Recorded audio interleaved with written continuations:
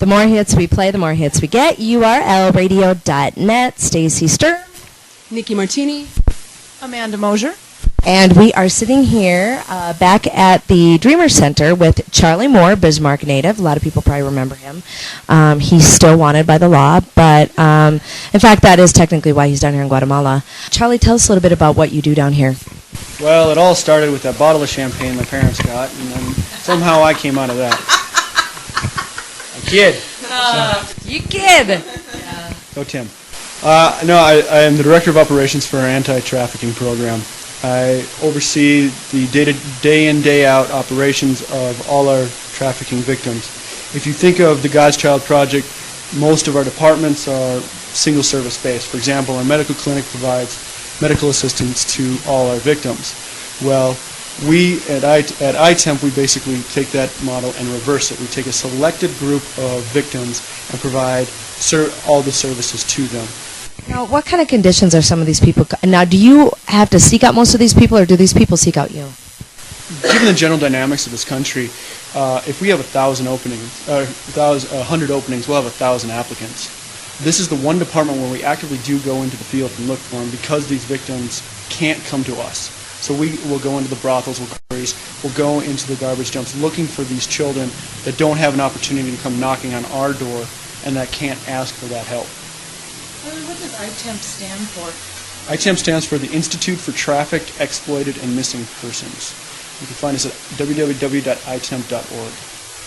And tell them about some of the situations that you have seen. In general, what we deal with are generally some of the tougher cases. A lot of the cases involve either physical or sexual abuse. A great deal of them involve an extraordinary amount of neglect, either on behalf of the parents or they've just been completely abandoned and have wound up on the streets by themselves. The classic case is the parents are actually forcing the child to work. Most people are used to the European style of trafficking. They have this European model in their head where a girl from the Ukraine is trafficked into Germany for sexual purposes. In truth, that's only common in the developed world. In the developing world, you'll actually find labor trafficking much more frequently, and in particular child labor, because these are the most vulnerable populations.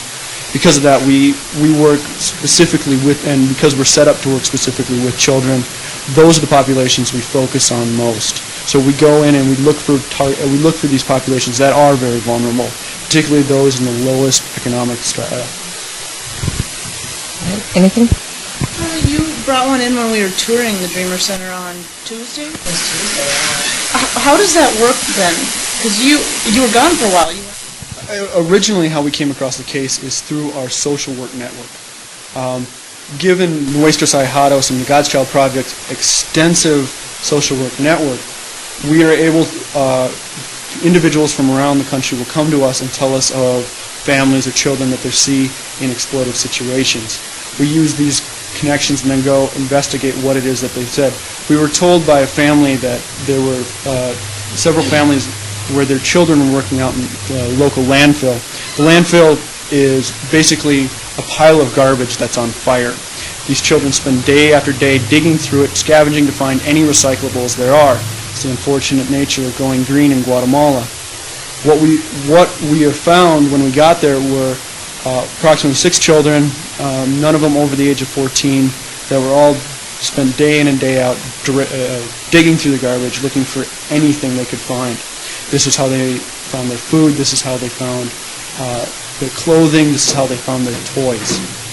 In fact, when we were out at the landfill 2 days ago, several children were playing with a piece of candy that was covered with very, very large ants. That was going to be their dinner. It is... Ants and all. Ants and all. In fact... Right, protein. That's true. That's the hot thing. You know, they are high in protein, however, they're not the tastiest or healthiest of things. Yeah, from what I understand, we were talking with Charisse, and she had seen this, and she said they were, like, not ants like we would think of. They're like the size of spiders in the United States. They're very large. I mean, think of a small, they're about the size of a box elder bug, a very large box elder bug. I mean, these things are not tiny by any sense. Charlie, do you sort of get desensitized to this after a while? It's one of the unfortunate natures of the business. You do start to form a bit of a thick skin. We have our bad days and we have our good days. You hope for more good than bad.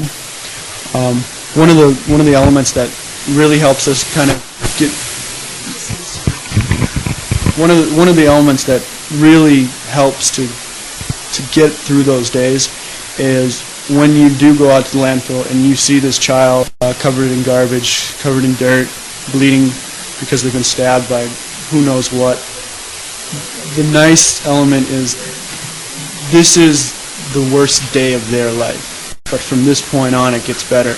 Tomorrow will be better than today, and the next day will be better than that. And when you think of it in those terms, it's much easier to deal with the tough days because at least this is as low as it gets for them. But now, this is sort of hard because there are some kids that do, no matter what you do, go back because they're still with their families that have sort of forced them into this. I mean, what can you do about that? We generally try to work with the family, and if the child is if the family is receiving $1 a day from the child's work, we provide them with $10 a day in assistance and tie that assistance to the requirement that the child not work, but that the child go to school. So basically what you're doing is you are paying them to stay out of there. You're paying them more so that the families have no excuse to send their children into the dumps anymore. Absolutely. In the end, that's what it takes to get these children out of it. It's somewhat unfortunate, but the only way to look at it is these are families with a broken leg, and we have to put them on crutches in order for that leg to heal properly. And then what we do is after that leg is healed and they've gotten themselves back on their feet, then we look how can we take the crutches away and get them walking on their own, so that they no longer rely on us for their existence, but they also don't rely on their child for their existence either. Because you guys have also figured out if they go to school, there's a better chance than when they get out of school they're going to find a better job and they're not going to complete that cycle of poverty. Well, for a lot of these people and a lot of these families, particularly the children, they have a single skill set.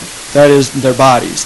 All they can sell to the world is their body, either through some kind of physical labor, through sexual labor, or through some kind of drug running or drug moving. So what we try to do is we try to provide them with a secondary skill set, and that is their education, so that when they do go out into the world, they can say, I can sell something other than my body.